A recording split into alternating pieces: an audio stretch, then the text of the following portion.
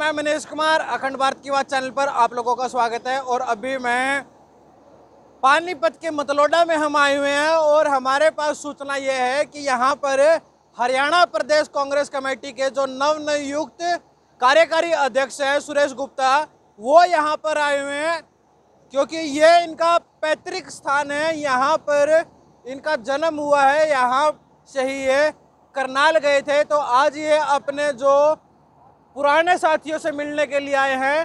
तो अभी हम अंदर जाके बातचीत करेंगे कि कांग्रेस पार्टी, क्योंकि काफ़ी सारे मुद्दे हैं, मौजूदा सरकार के विपक्ष में कांग्रेस पार्टी है, तो उसको लेकर क्या कुछ कहेंगे हम आप लोगों की बातचीत कराते हैं।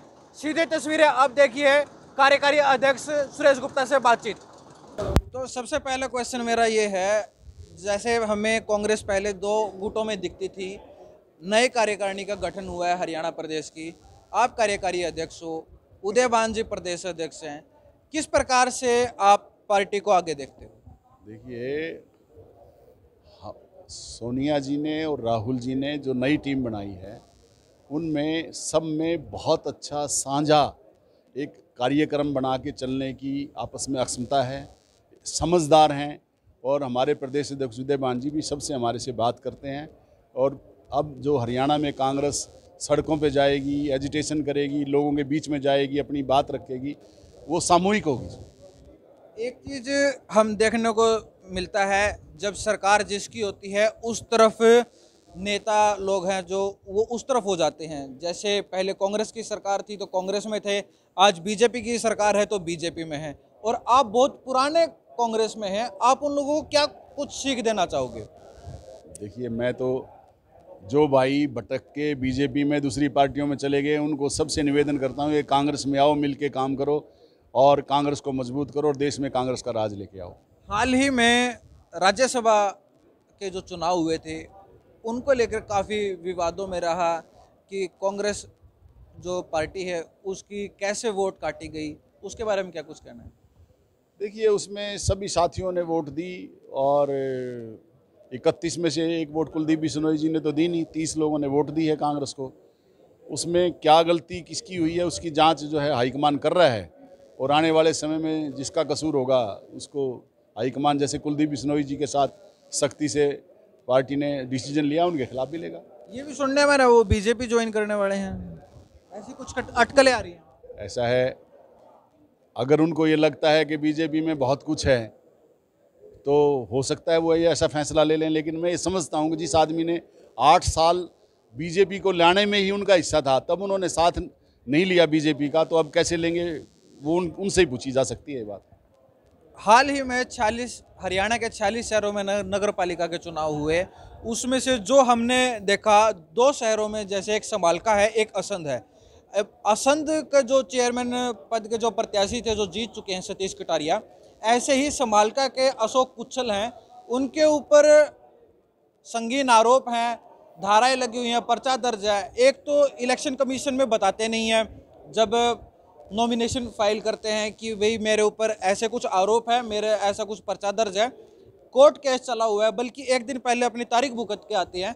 और इसी प्रकार से एक मामला असंध में आता है कि लड़ते तो वो निर्दलीय हैं, लेकिन जैसे ही वो जीत जाते हैं वो बीजेपी पार्टी का दामन थाम लेते हैं, क्योंकि उनका जो पब्लिक का कहना है, जो आरटीआई एक्टिविस्ट है उनका कहना है कि उन्होंने गलत डीएमसी, फेक डीएमसी लेकर आए हैं, और जैसे ही पार्टी ज्वाइन कर लेते हैं बीजेपी, वो सारे के सारे आरोप निराधार हो जाते हैं। क्या कुछ कहेंगे?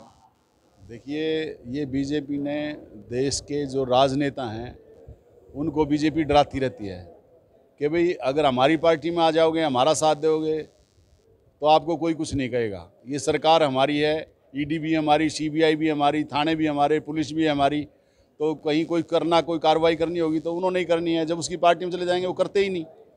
और दूसरी पार्टी में जो लोग हैं उनको वो समझते हैं कि ये भ्रष्ट हैं। उनकी पार्टी में जो लोग, अब तो लोगों ने फैसला करना है कि बीजेपी भ्रष्टाचार का कितना बड़ा अड्डा है। तो इस पर आप जनता से क्या कुछ अपील करना चाहेंगे? क्योंकि अब जैसे नगर पालिका में भी, कुछ नगर पालिका में चुनाव हैं, उनमें भी हैं, जैसे सोनीपत भी है, जैसे फरीदाबाद में भी है, जैसे मानेसर में भी है, क्या कुछ कहेंगे? हम जो नगर निगम के चुनाव हैं, मानेसर के भी, गुड़गांव, फरीदाबाद, पार्टी के सिंबल पे लड़ेंगे, मेयर का भी सिंबल पे लड़ेंगे और पार्षद का भी सिंबल पे लड़ेंगे। ये हमारी पार्टी का आने वाले दिनों में फैसला हो जाएगा, लेकिन ये तय है बात।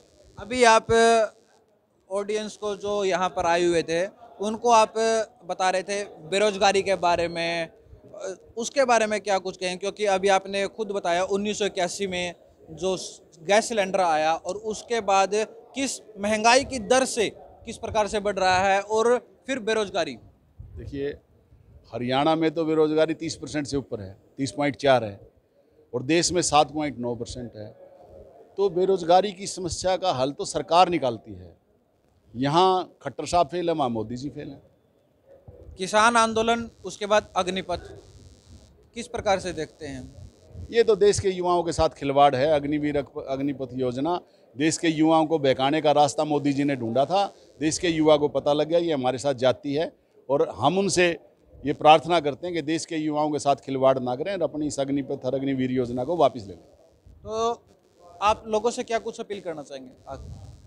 मेरी तो सबसे हाथ जोड़कर निवेदन है पूरे इलाके से कि आने वाले समय में 2024 में लोकसभा और विधानसभा का चुनाव है हरियाणा में, दोनों में कांग्रेस की मदद करें, कांग्रेस को आशीर्वाद दें, कांग्रेस को जिताएं। ये वैर भाव, वैमनस्य, महंगाई सब पे कंट्रोल हो जाएगा। तो ये थे हमारे साथ हरियाणा प्रदेश के कांग्रेस कमेटी के कार्यकारी अध्यक्ष, जिनसे हमारी खास बातचीत हुई। और पल पल की अपडेट्स के लिए जुड़ रहे हैं मनीष कुमार पानीपत से।